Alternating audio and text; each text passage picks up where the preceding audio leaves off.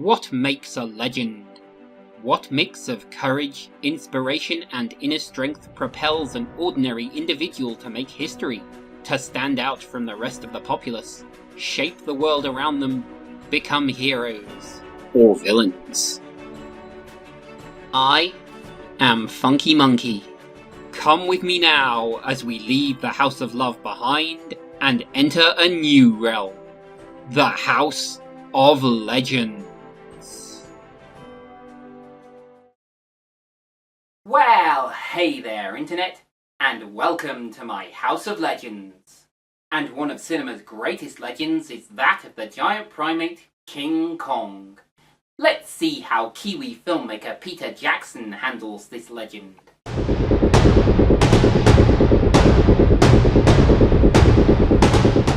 Released in 2005, King Kong is a fleshed-out remake of the original 1933 movie. A troubled filmmaker hires a struggling actress for a mysterious project, but this project involves travelling to Skull Island, home of a certain rather large gorilla. Featuring an all-star cast, including Jack Black, Naomi Watts, and Adrian Brody, this movie made a modest showing at the box office and holds a critic score of 84% on Rotten Tomatoes. Now, I should mention that today I'll be looking at the extended edition, released in 2006. With that said, come with me now to the shores of Skull Island for the epic adventure to discover the legend that is King Kong. It's 1933 in New York City, and luck is in short supply. But filmmaker Carl Denham is looking to change his. Denham has a map to an uncharted island, wherein lies adventure, mystery, discovery. But the studio want romance, human drama, connection. Enter Aotearoan, a literal starving artist who's about to be offered the role of a lifetime. Denham offers Anne the role of leading lady in this picture that he's trying to shoot. And off to sea. Denham chartered an animal capture ship to convey him to his destination, the mysterious Skull Island. What will he find there? No prizes for guessing. The clue's in the title. Filming commences on the boat, and the mood is high. Until the ship enters a mysterious bank of fog, which is lucky for Carl Denham, as having rushed out of New York with his 6-shot reels, the financiers have put out a warrant for his arrest, and the ship was headed to Rangoon to turn him in. And after a punishing approach, we reach our destination, Skull Island. But this island is populated, and almost the end of our heroes. Almost. But the natives won't be denied. Something about Anne, or her scream, has awoken a primal force on Skull Island, and the natives will have her to quiet the jungle. The crew rush to save our hapless heroine, but she's already been offered to the resident deity of Skull Island, Kong. Nevertheless, the rescue party press on through the jungle. And Carl Denham still has a picture to shoot. All that I can say about it is that it's really no life through a lens.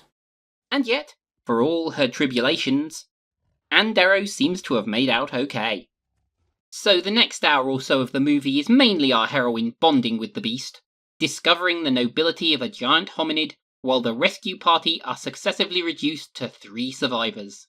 Denham, playwright and scriptwriter Jack Driscoll, and Billy, former stowaway, with his own secrets. But oh dear, the camera was destroyed.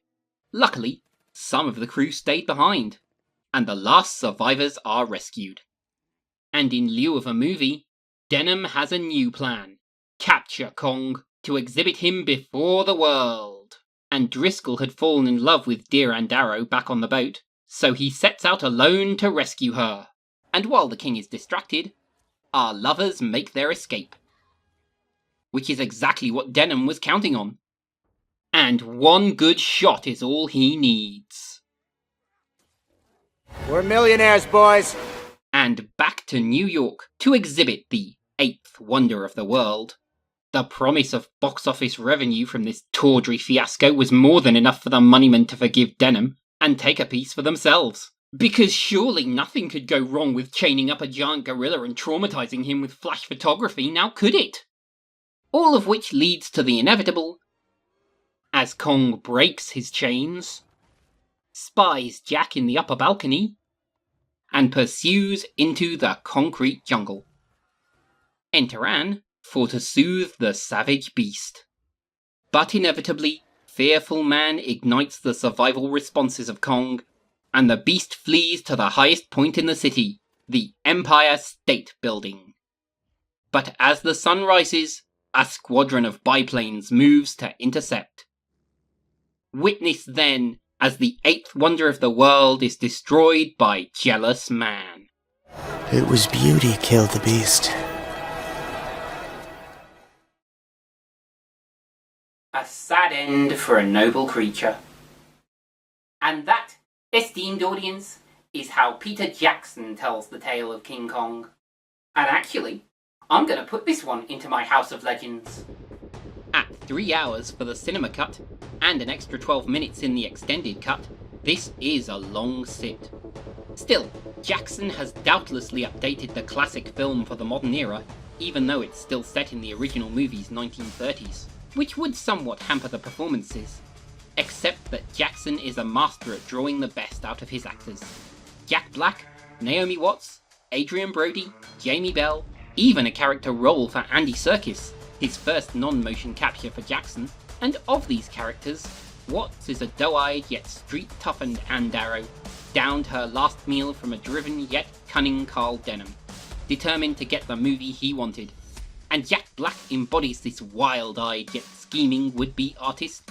Adrian Brody steps up to the mantle of action hero well, for all that playwright Jack Driscoll is thrust by fate into such a role. But as we'll come to see in the next few weeks, a traumatic experience, like the one shared by our protagonists, changes you. And while Andy Serkis's role as the ship's cook is relatively minor, his motion-captured performance as Kong belies the sensitive nature of a giant gorilla that's the last of his kind, even as he fights the twin dangers of hungry dinosaurs and fearful man. And you really feel the emotion as Anne comes to love this frustrated, overgrown and massively misunderstood ape. The main flow of the movie really only splits once Anne is captured, as she bonds with Kong, and the rescue party are reduced to a handful by the dangers of Skull Island. Still, there's plenty of action to keep boredom at bay. Be warned though, that most of the plot is in the first half hour or so, as a dazzling array of fast-talking characters scheme, plot and manipulate their way through Depression-era New York before the action scenes begin to take precedent. And if you're no fan of substance over spectacle, you're in for a pretty long watch. But there's also heart in the relationship between Anne and Kong, as well as several secondary characters. So, is it a good movie? Yes. More than just technically competent, more than just a shot-for-shot remake of a 1930s classic, Peter Jackson's King Kong is a movie about love, loss, fear, greed, and ultimately a cautionary tale about exploiting nature, and how far people will go to live another day. But this was only the beginning of our adventures with Kiwi filmmaker Peter Jackson. Join me next week as the House of Legends enters into one of the greatest legends of them all, the Lord of the Rings.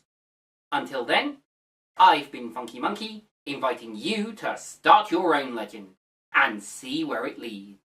So long, folks.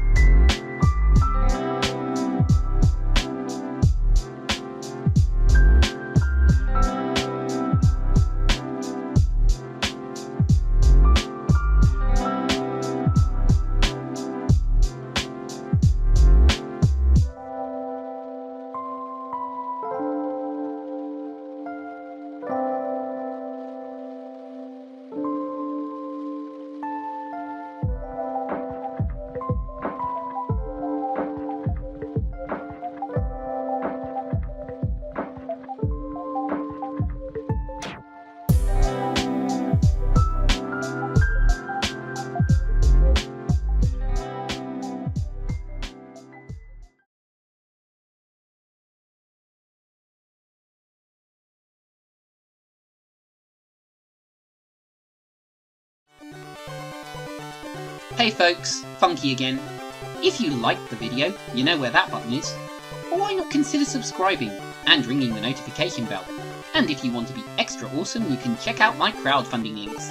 And if you're not fussed about any of it, that's okay too. So long!